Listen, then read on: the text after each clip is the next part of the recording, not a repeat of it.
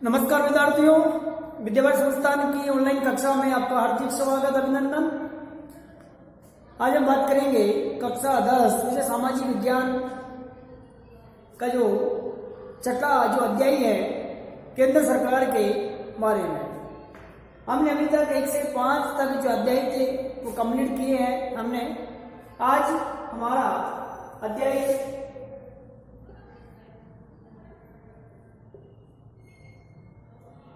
6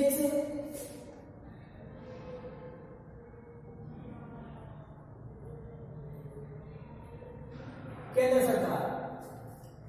सरकार क्या है इसके बारे में चर्चा करते हैं कि सरकार किसे कहते हैं, सरकार का शाब्दिक अर्थ क्या होता है। तो सरकार एक अमूर्त अदृश्य संस्था मानी गई है। सरकार एक अदृश्य या अमूर्त संस्था मानी गई है और अमूर्त इसे मूर्त रूप प्रदान करना ही क्या कहलाती है, संस्था सरकार कहलाती है। तो बात करें कि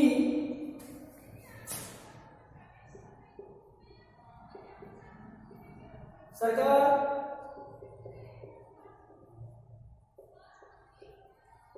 किसे कहते हैं, एक ऐसी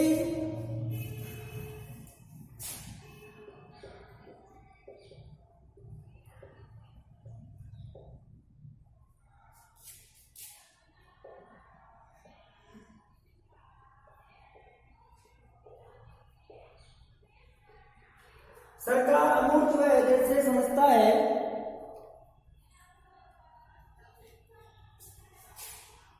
होती है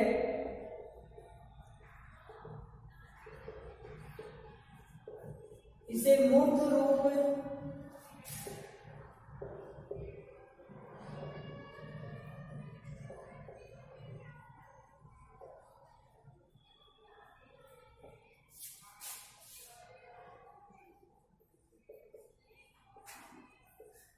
रूप प्रदान करना ही क्या कहलाती है, संस्था सरकार कहलाती है।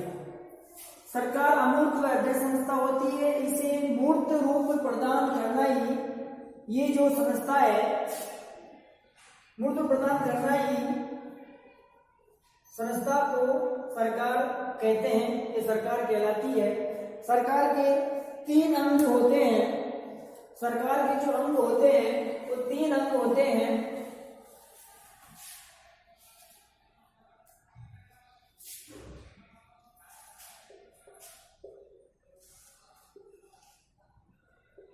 सरकार के माने गए हैं।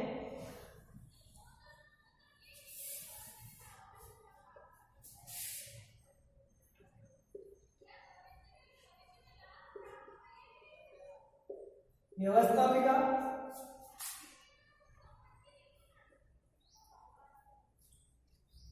कार्यपालिका,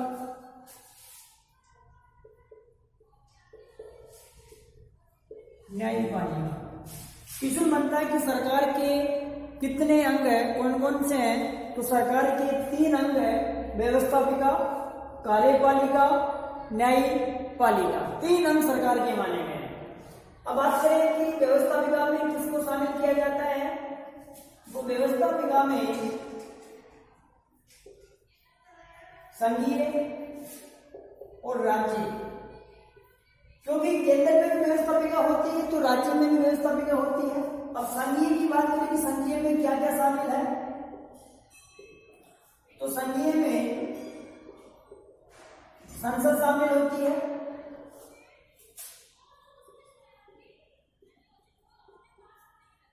राष्ट्रपति शामिल होते हैं, इसके अलावा लोकसभा और राज्यसभा को शामिल किया जाता है। तो संघीय या संसद, इसे संसद भी बोल सकते हो आप। तो इनमें राष्ट्रपति, लोकसभा और राज्यसभा को इसमें शामिल किया जाता है। राज्य के बाद जो अपना अगला अध्याय राज्य सरकार उसमें करेंगे। इसमें मुख्यमंत्री, राज्यपाल और विधायकों को शामिल किया जाता है।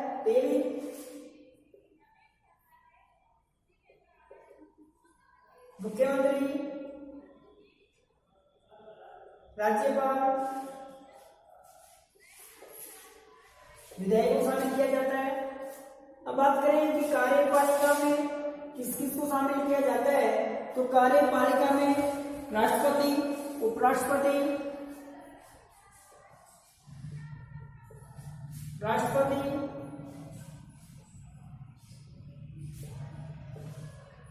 उपराष्ट्रपति, प्रधानमंत्री और इसके अलावा इसमें मंत्रिपरिषद भी शामिल होती है।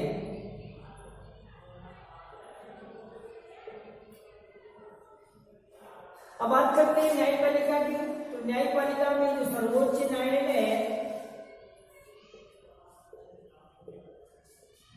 सर्वोच्च न्यायालय को शामिल किया जाता है। तो सरकार के 3 अंग है, पहला है व्यवस्थापिका, दूसरा है कार्यपालिका, तीसरा है न्यायपालिका। और जो तीसरा है इसमें सर्वोच्च न्यायालय को शामिल किया जाता है, इसमें न्यायपालिका। दूसरा जो है उसमें कार्यपालिका में राष्ट्रपति, उपराष्ट्रपति, प्रधानमंत्री और मंत्रिपरिषद को शामिल किया जाता है।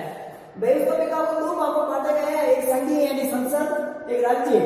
राज्य में बात करें तो राज्य में व्यवस्थापिका में राज्यपाल, विधायिका होती है, और संघीय की बात करें, संघीय में राष्ट्रपति, लोकसभा और राज्यसभा को शामिल किया जाता है। तो सरकार के ये 3 अंगों को माने गए।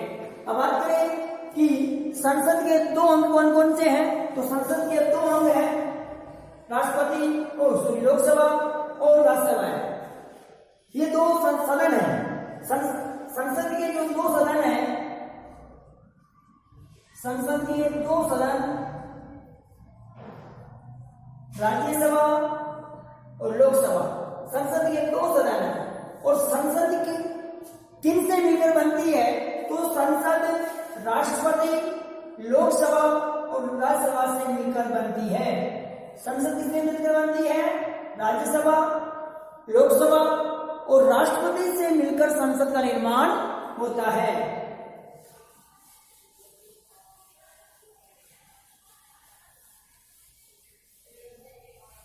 अब बात करें कि सरकार की संरचना और संगठन के लिए राज्यसभा और लोकसभा के बारे में हम अध्ययन करेंगे।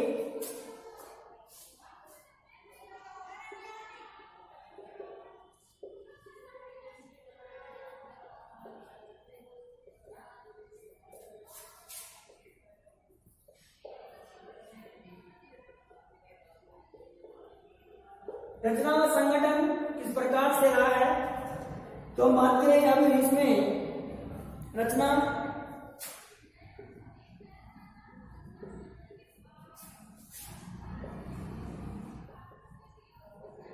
लोकसभा,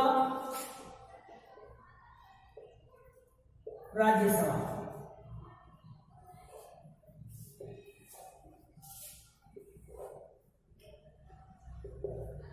रचना संगठन में बात करें, पहले किसको शामिल किया गया है,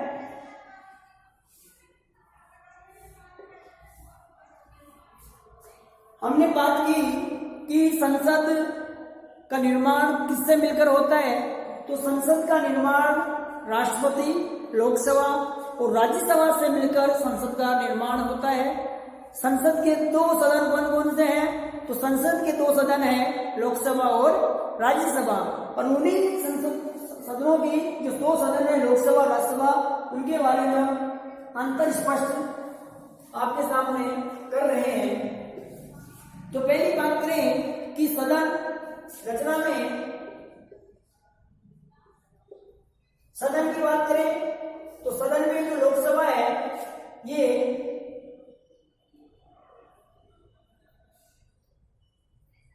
निम्न सदन, अस्थायी सदन, निम्न सदन, अस्थायी सदन, लोकप्रिय सदन के नाम से जाना जाता है लोकसभा को। निम्न सदन में बोलते हैं, अस्थायी सदन में बोलते हैं और लोकप्रिय सदन में से बोलते हैं। अब बात करते हैं राज्यसभा की। उच्च उच्च सदन भी कहते हैं, स्थायी सदन भी कहते हैं, बुजुर्गों का सदन भी कहते हैं।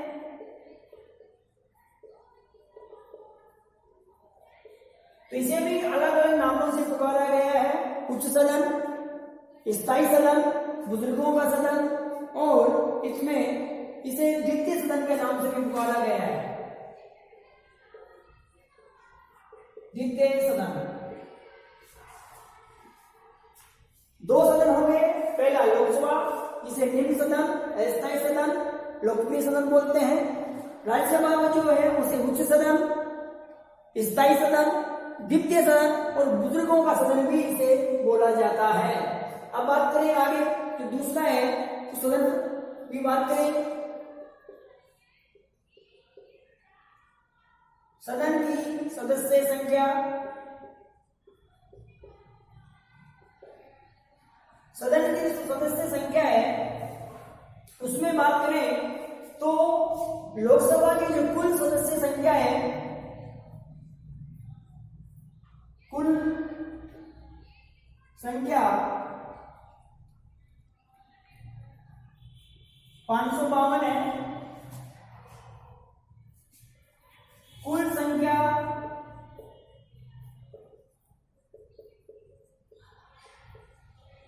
250 है। लेकिन चुनाव जो होते हैं, चुनाव 543 प्लस 2, 543 में चुनाव होते हैं और दो सदस्य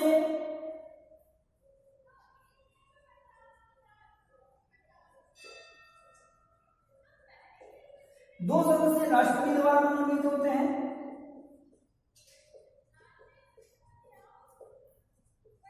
जो आंग्ल भारतीय होते हैं, जिनकी संख्या भारत में बहुत कम है और स्वतंत्रता से पूर्व जिनके माता पिता विदेशी थे, अंग्रेज थे, उनकी संतानें क्या कहलाती है, आंग्ल भारतीय कहलाती है। और उन्हीं के लिए दो सदस्य नियुक्त किए जाते हैं। तो 543 प्लस 2 545 पर चुनाव होते हैं। इनमें से 530 को राज्यों से चुनाव होता है, राज्यों से, और 13 सदस्यों का चुनाव केंद्र शासित प्रदेशों से होता है, केंद्र शासित प्रदेशों में। कुल संख्या 552 होती है लोकसभा की, चुनाव 543 में होते हैं, 2 सदस्य राष्ट्रपति द्वारा मनोनीत किए जाते हैं, 530 सदस्य राज्यों से निर्वाचन होकर आते हैं, चुनाव प्रतिष्ठित कराते हैं, और 13 सदस्य जो हमारे केंद्र शासित प्रदेश हैं उनसे चुनकर आते हैं। आगे बात करें इसी में, राज्यसभा में कुल 245, चुनाव जो होता है 233 में होता है, और राष्ट्रपति द्वारा मनोनीत 12 सदस्य होते हैं, तो 245। लेकिन वर्तमान जो संख्या है वो 245 है, 245 है। तो 233 के चुनाव और 12 सदस्य क्या होते हैं, राष्ट्रपति द्वारा मनोनीत किए जाते हैं, इसलिए 245 है। लेकिन कुल संख्या कितनी है, 250 है। वैसे ही इधर 545 के चुनाव होते हैं, कुल संख्या 552 है, और 530 राज्यों से और 13 दो राष्ट्रपति क्या करता है, राष्ट्रपति मनोनीत करता है। तो ये सदन की संख्याएं हैं। अब बात करते हैं योग्यता की बात करें। अगला जो है योग्यता,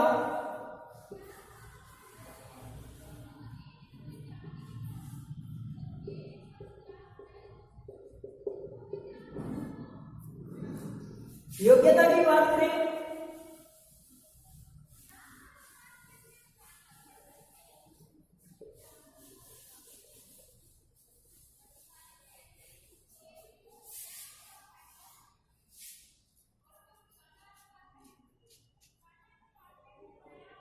आयु 25 वर्ष,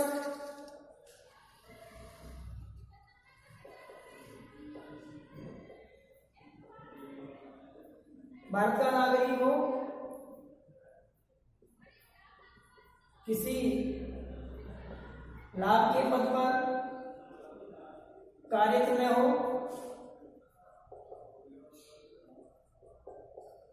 पागल हुए, दिवालिया न हो। तो ये हमारे लोकसभा सदस्य की योग्यताएं हैं कि उसकी जो आयु है 25 वर्ष से कम नहीं होनी चाहिए, भारत का नागरिक होना चाहिए, किसी लाभ के पद पर कार्यरत न हो और वह पागल दिवालिया न हो। ये इसकी योग्यता है। इसमें जो योग्यता होगी, आयु 30 वर्ष होगी राज्यसभा में, लेकिन 30 वर्ष के अलावा जैसे लोकसभा में है वैसे वैसे इसे आ जाएगा, जैसे भारत का नागरिक हो, किसी लाभ में पागल दिवालिया ना हो। तो ये योग्यता है। अब बात करते हैं निर्वाचन की, बात करते हैं।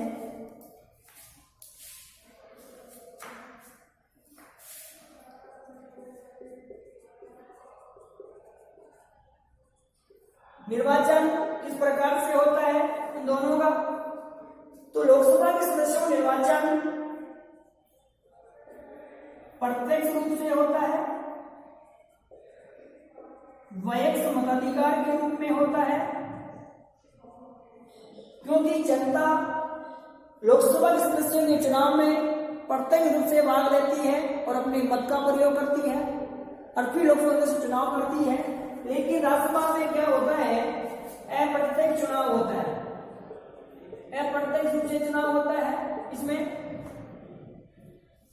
अप्रत्यक्ष का जो हमारे प्रतिनिधि चुनकर जाते हैं वो राज्यसभा सदस्यों को क्या करते हैं, चुनाव करते हैं। जैसे एमपी है, एमएलए है, उनका चुनाव करते हैं।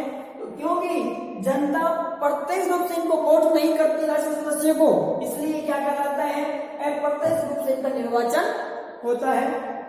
आगे बात करें, एक संप्रति द्वारा इनका होता है। अब बात करते हैं कार्यकाल।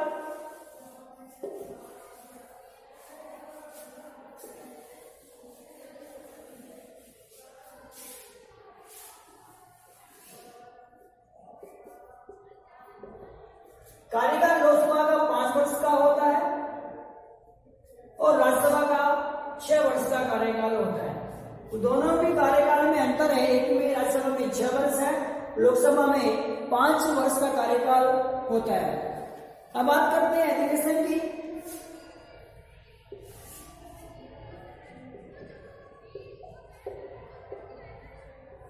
अधिवेशन दोनों में समान होता है। लोकसभा का अधिवेशन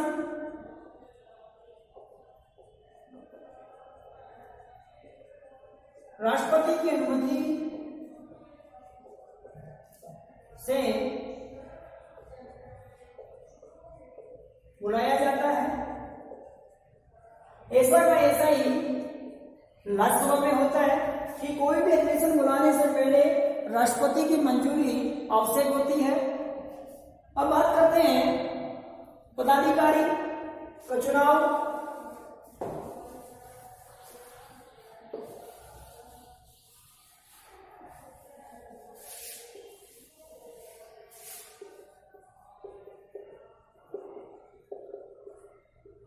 लोकसभा का जो पदाधिकारी होता है उसे अध्यक्ष कहते हैं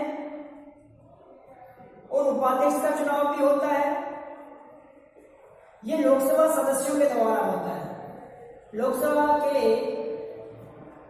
सदस्यों द्वारा होता है। तो अध्यक्ष, लोकसभा का जो अध्यक्ष उपाध्यक्ष लोकसभा सदस्यों के बीच में से ही बनाया जाता है। राज्यसभा में जो अध्यक्ष होता है उसे सभापति कहते हैं और सभापति उपराष्ट्रपति को बनाया जाता है। सभापति किसे बनाया जाता है, सभापति उपराष्ट्रपति को बनाया जाता है। राज्यसभा का जो सभापति होता है वो उपराष्ट्रपति होता है और जो उपसभापति बनता है, उपसभापति जो बनता है वो राज्यसभा सदस्यों में से बनता है। राज्यसभा सदस्यों में से बनता है। तो एक क्वेश्चन बनता है कि राज्यसभा का सभापति कौन होता है? तो उपराष्ट्रपति राज्यसभा का सभापति होता है। तो हमने लोकसभा और राज्यसभा के संगठन की बात की, कितने सदस्य, कार्यकाल कितना, योग्यताएं क्या क्या है। इसके साथ साथ हमने बात की अधिवेशन की, सदन कितने हैं और सदनों किन किन नामों से पुकारा जाता है। ये मैंने आपके सामने इस लोकसभा और राज्यसभा के संरचना के बारे में बताया है।